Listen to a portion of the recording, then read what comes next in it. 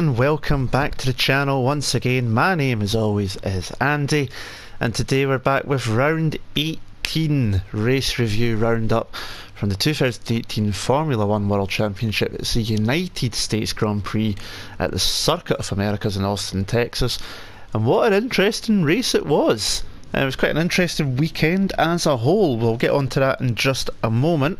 As always, if you are watching, thank you very much for watching. If you haven't done so already, do hit the subscribe button, hit like if you've enjoyed this review video as well, and comment below. What did you enjoy about the race?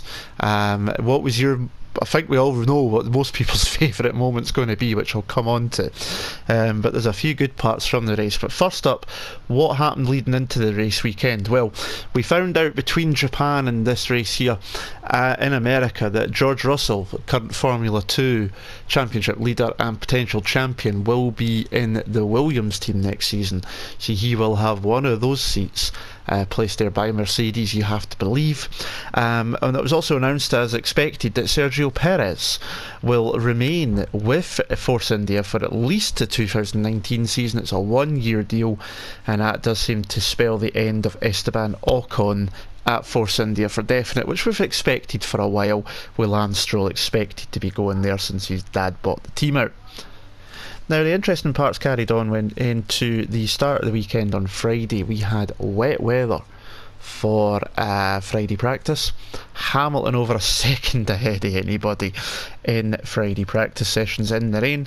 However, the interesting part was in free practice 1, Charles Leclerc, funnily enough, went off the track and pulled some gravel onto the already slick and slippery surface. So the red flag got put out so that one of the big sweeper trucks could go out and sweep it up. Well, during that time that the red flag was out, there was cars on the track. They had to slow down, obviously. One of those cars was Sebastian Vettel, and the Ferrari driver did not slow down enough and ended up with a 3-place grid penalty because of that. And it's quite ironic, in my opinion, that it's his teammate for next year that caused the incident that caused him to receive the penalty. But it was already on the back foot for Ferrari. They did make up for it on Saturday. Vettel went fastest in FP3, but only just from Raikkonen, and Hamilton as well, just behind in third. Less than a tenth of a second split the three of them. But that made interesting scenario going into qualifying. Now, on the back of it as well, Ferrari also took all the upgrades off the car that they put on it from Singapore. So the car was back to basically the specification it was in around the summer break, when Vettel was leading at Hockenheim, one in Hungary, one in Spa, and the car was quick at Monza as well, especially in the hands of Kimi. So it seems they found the speeds again. It could be that there's been a wind tunnel correlation issue that meant that the figures look much better than they've actually produced on the track. So they've gone back to the original spec and taken the upgrades off, and it does seem to have worked so far. We'll see if that continues into Mexico next week. Q1, both McLarens went out and the Williams went out as well, and it was Marcus Ericsson who was the unlucky 5th driver to join those two fallen giants. Van Dorn again out qualified by Alonso, last on the grid. He's off to Formula E, so he's at least got a seat next season now, albeit not in F1, so he's off to Formula E next year. But during Q1, Verstappen ran over one of these curb stopper things, like speed bumps on the edge of the curb, that the Circuit of the Americas Twitter page even called Verstoppers, after what he done last year at the end of the race. And it broke the anti-roll bar on the right rear, and he never got out for Q2, so that put him 15th already. He also had to take a change of gearbox as well because of the hit, so he ended up starting 18th on the grid, and it was going to be another race where he had to do what he'd done in Russia, coming from the back of the grid. Q2 seen Hartley go out along with Gasly. They both had engine penalties to hit anyway, so they were going to be starting from the back no matter what. Sainz just missed out in Q3 by 3/1000ths of a second. Tiniest amount you can imagine. And Magnussen was the other driver to go out in Q2, but both both Toro Rossos did get engine penalties, so they went right to the back, so they were on the back row. Verstappen was in 18th and everyone else moved up a few places.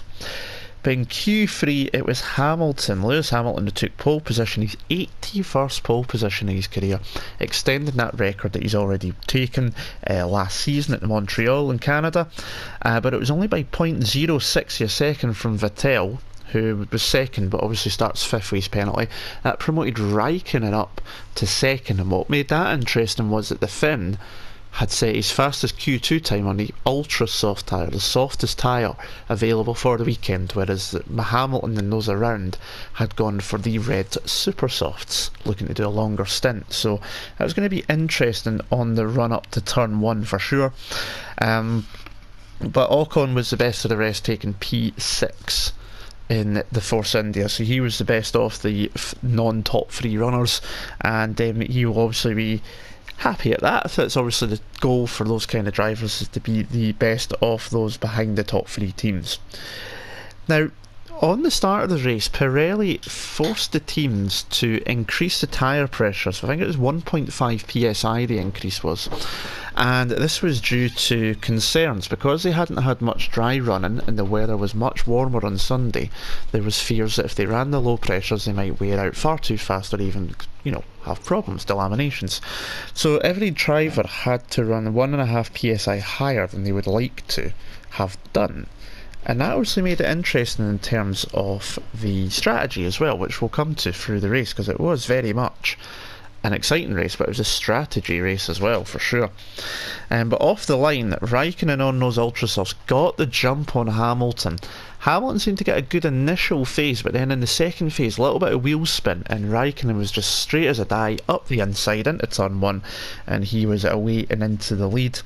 Vettel got past Ricciardo down at the back straight as all the hassle went on behind them, which I'll come to in a second. But then he outbraked himself at the end of the back straight.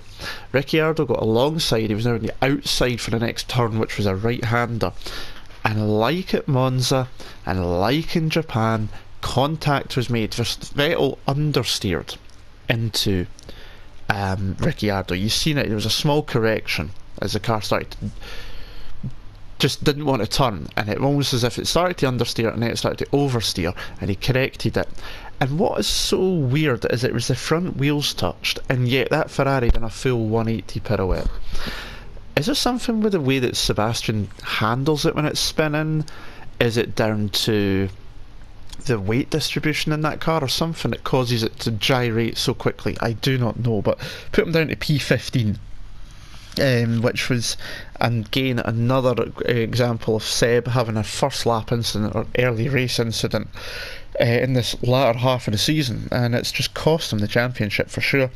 Behind them though, going through the turns 3, 4, 5, which are designed like Silverstones, Beckett's and Trapo Complex and Maggots, 3 wide almost at one point, Alonso got absolutely thumped by the Williams of Lance Stroll, punctured the radiator, it put him out the race very quickly. And then going down the back straight and into that turn that I just mentioned, that Vettel locked up passing Ricciardo, Grosjean locked up as he tried to avoid hitting the Force India, which I believe was of Esteban Ocon.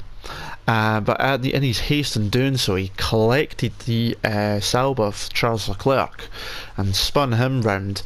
And that obviously put paid to both of their races. Grosjean would retire a few laps later, suspected steering rack problems due to the hit that he suffered when he collided with the Monaco driver.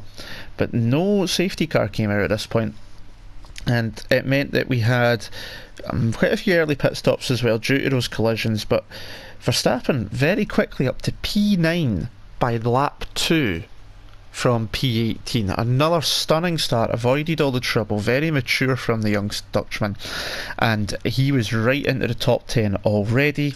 As I say, Alonso was out, Grosjean was then out too. Drive through for Stroll for causing the collision, so pretty hefty penalty for the Williams driver.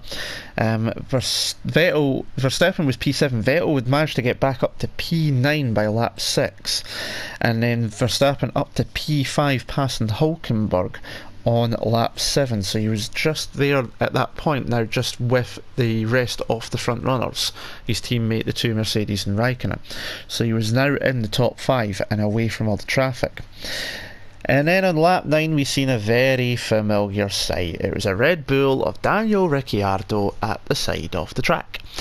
The Aussies just got no luck since the summer, since he announced he's moving to Renault. And the problem this time was the power unit, the battery. Same as what happened in Bahrain, it just cut. straight as just cut out. That's what they believe has happened. You could see the frustration in him, and supposedly when he got back to his driver shelter, motorhome, he had punched a hole in the wall. I don't blame him. He would have been extremely pissed off, I'm sure. But that caused a virtual safety car, which was very, very interesting. But also on lap 9, just before the virtual safety car came out, like everybody else on the world feed, all you heard was someone had managed to find the microphone and was making car noises every time. And at first I thought I was going absolutely mental, but Twitter went nuts as well with it, and I get the feeling it's possibly someone being funny, never noticing their mic was on, or someone trackside has seen one of the trackside mics, managed to get close enough to it for a moment and just decided to make noises into the mic. But either way, it was absolutely hilarious to hear it. But as I say, the virtual safety car did come out, and we expected to see pit stops, and we didn't straight away. But then on the following lap, end of lap 11, Hamilton pitted, Raikkonen dummied, and Hamilton but stayed out, and Hamilton then did go in, and he changed from his super softs to the softs, but that was going to be nearly 44 laps on one set of tyres if he was going to do it as a one-stopper. And Ferrari just didn't believe that was going to be the case, told him he's on a two-stopper, but he got back out in P3, so he was only behind his teammate. He obviously got let by eventually, of course, and he got back out just before the virtual safety car ended, which was crucial for that to be done. Obviously Verstappen's now up to 4th. Vettel was up to 5th after the restart, passing Hulkenberg. Lap 14, a couple of laps after, was when Bottas pulled to the side in the main straight as let Hamilton through. Hamilton was setting fastest laps as well around this time, pushing the limits of those tyres early doors. But about a second a lap faster than Kimi Raikkonen. He was closing in pretty quickly. And by lap 20, Hamilton was all over the back of Raikkonen, but he was unable to get through, even under DRS. Taking the upgrades off meant that Ferrari was quick again in a straight line.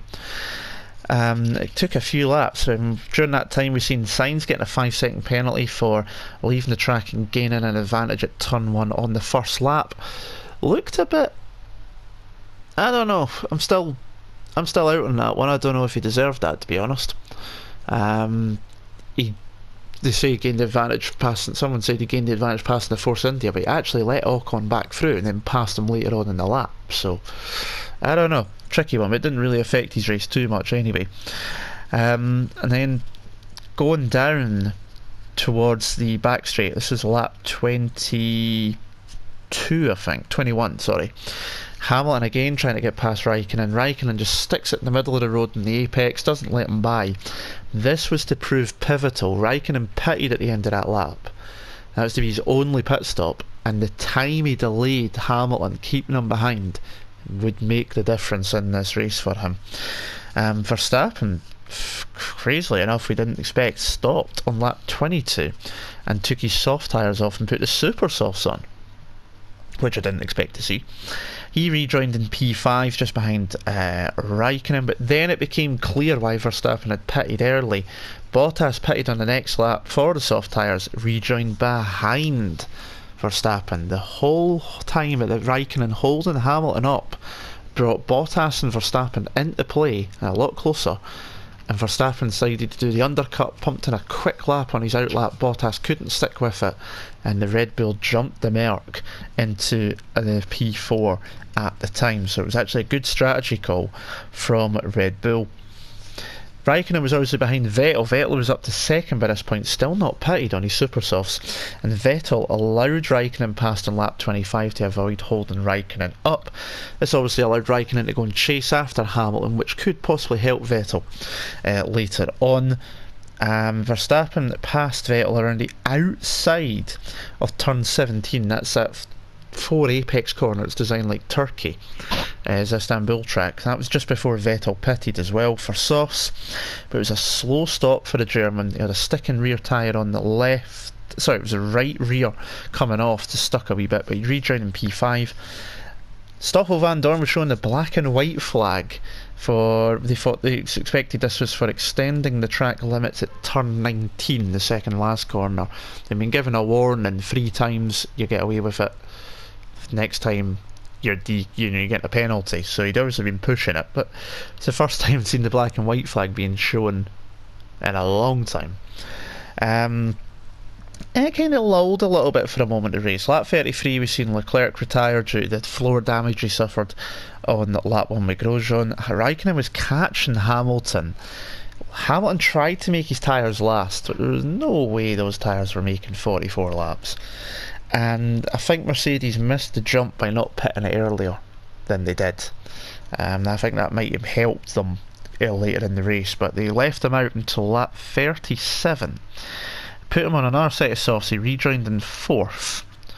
Was quickly obviously back past Bottas and chasing after Verstappen and Raikkonen, but again, because they left him out so long, meant he was further behind than what he could have been if they had pitted him a few laps earlier. But again, the tyre situation is a bit unknown, so maybe weren't willing to risk pushing it too long again.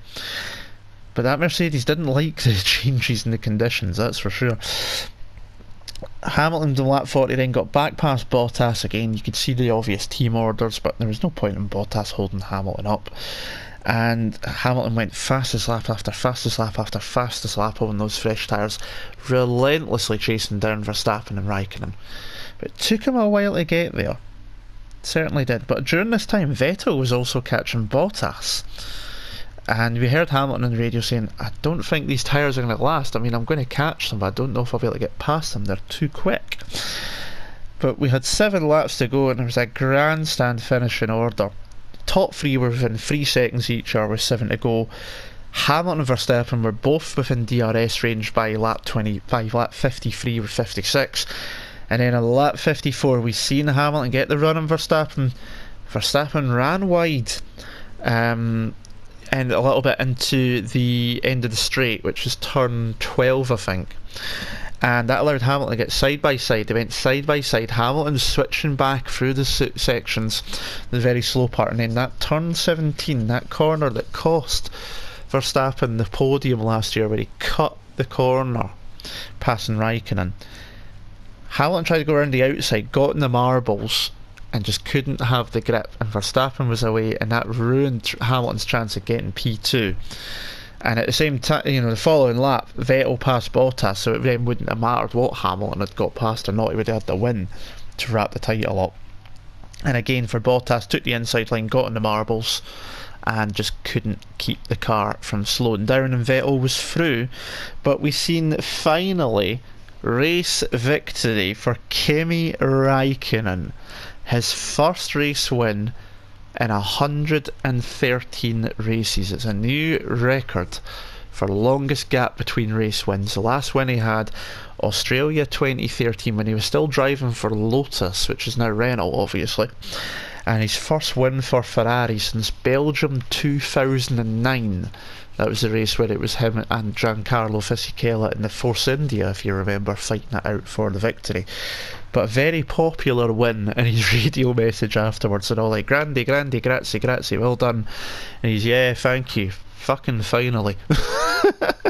Typical Kimi radio message, just absolutely brilliant. But the title race, obviously, because of that, goes on to Mexico. But we know it's over anyway. Hamilton's five-time champion. It's just not mathematically done. By finishing third with Vettel fourth, it's a 70-point gap now. So we'll come on to the equations in a minute. But Raikkonen won the race, as I say. Perfect start. Made it work. Oldest winner at 39 years old. He turned 39 on Wednesday. Nice birthday present. And this was the anniversary of his championship win in 2007 as well. The oldest race winner, recent race winner, was Nigel Mansell at Adelaide, Australia, 1994, at the age of 41. So Kimi will be happy, obviously, to have a victory. And I would normally have given him the driver of the race, but I actually gave it, like quite a few people did, I think, to Verstappen. Brilliant race, level-headed, mature race as well, which is something we've not normally seen from him in previous times. Bit more recently we have. 18th to 2nd, fantastic race. Got by Bottas at the pit stops as well, just couldn't quite catch the Ferrari on pace. Hamilton third, lost the lead at the start with a wee bit of wheel spin and a better start from Raikkonen. Early stop meant it was pushed into a two-stopper due to the tyre wear. Managed to catch up, nearly got past Verstappen but just couldn't get by. It had to settle for third. Vettel, another lap 1 collision, this time with Ricciardo. Dropped to 15th, made it back up the field again, but passing Bottas with 2 laps to go. But he now needs to win all 3 races that are left, Mexico, Brazil and Abu Dhabi, and hope Hamilton doesn't score 4 or 5 points, basically, which isn't likely to be the case, so it's pretty much a done deal. Bottas 5th place, won't be happy with that having started 3rd, but the Mercedes were going through the tyres a bit quicker than Ferrari. It was pretty quiet through the race, we knew he was there. No grip with Vettel at the end being on the marbles, and probably the best he could have hoped for, really. Disappointing though. Hulkenberg in the Renault took 6th, best of the rest, and it was his first points since, I think, Silverstone. He's had a number of non-points finishes, so good controlled race, good start, got ahead of the Force Indias. Teammate Sainz finished in 7th, done the same. Did get that 5-second penalty for gaining an advantage, which I'm still up in the air about, but he made enough time up to nullify it when he came into pit. Ocon finished 8th on the road, but unfortunately the Frenchman disqualified. Fuel flow is limited, obviously, it's an FIA sensor, and it's limited to 100 kilos per hour, I think it is. And within the first lap, he used more than that. Seems harsh, but rules are rules, unfortunately. He was disqualified. That promoted Magnussen to 8th, but then Magnussen was also disqualified for using 0.5 kilo more than the 105 kilo allowance. So he got DQ'd, so that put Perez up to 8th. Hartley moved up to 9th, and Ericsson up to 10th, completing the points. So Perez, decent race, tried to get the swap with Ocon early doors, got told no. Team were annoyed around Sainz's penalty, felt that it should have been a harsher than 5 seconds, but it wasn't to be. Hartley up to 9th, obviously. Decent race coming from the back of the field. Ran a long stint, kept out of the mess at the start, but he was 30 seconds off Perez at the end, so still quite a way away.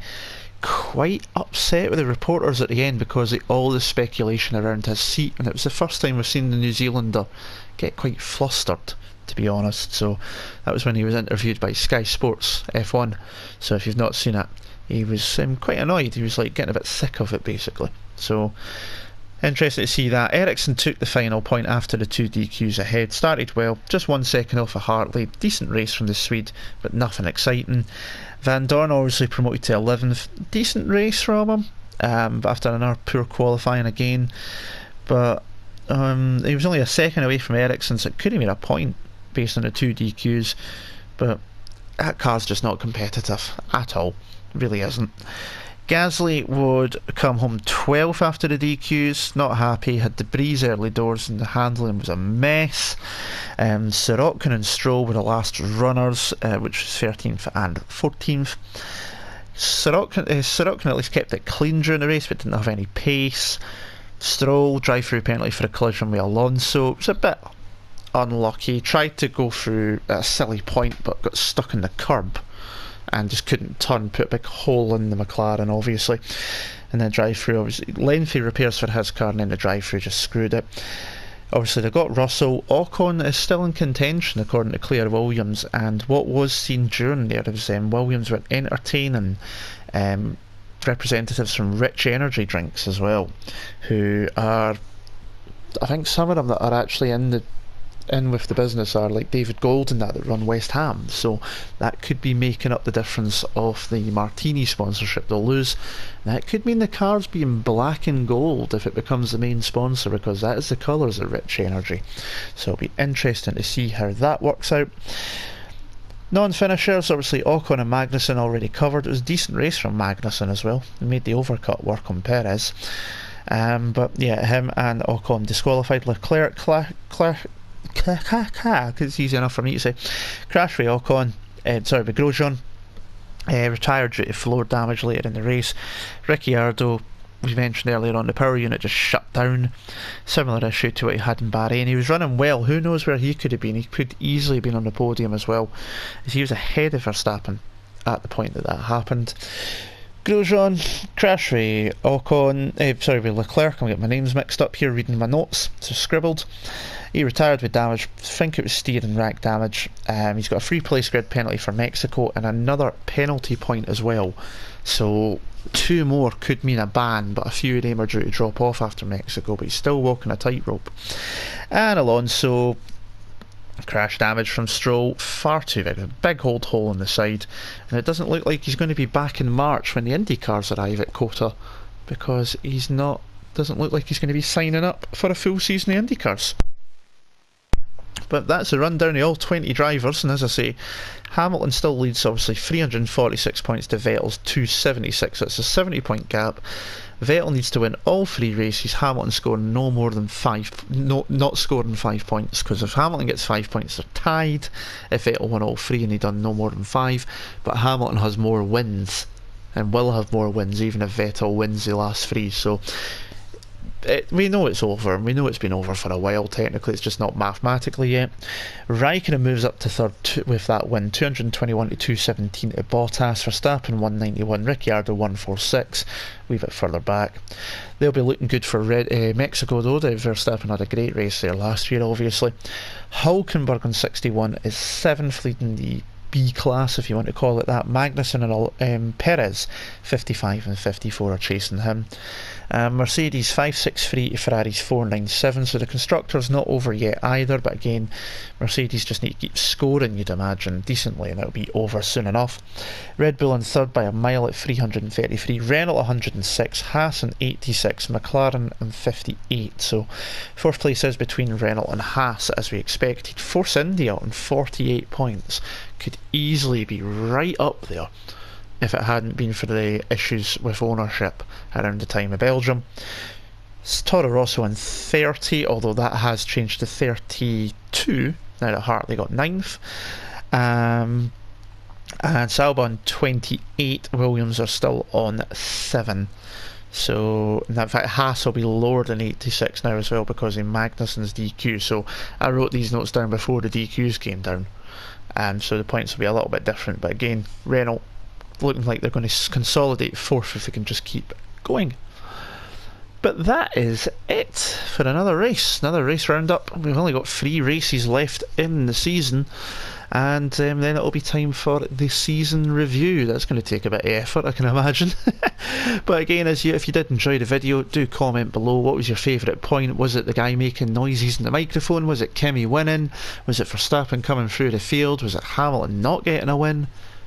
Tell me what your thoughts were on the race. I thought it was a pretty decent race, to be honest. Hit the like button as well if you did enjoy the review, and also don't forget to subscribe if you haven't done so already. At 60 subscribers at the moment. I'd love to get that up a wee bit more towards Christmas. Next target is obviously to get to 100, so if you do want to help me out, hit subscribe, hit the bell icon for any other videos, share my channel around as well if you wish to. But that's it for me. My name is Andy. I'll be back next week for the roundup of the Mexican Grand Prix. Until then, and until whichever my next video is, I'll see you again soon. Ta-da.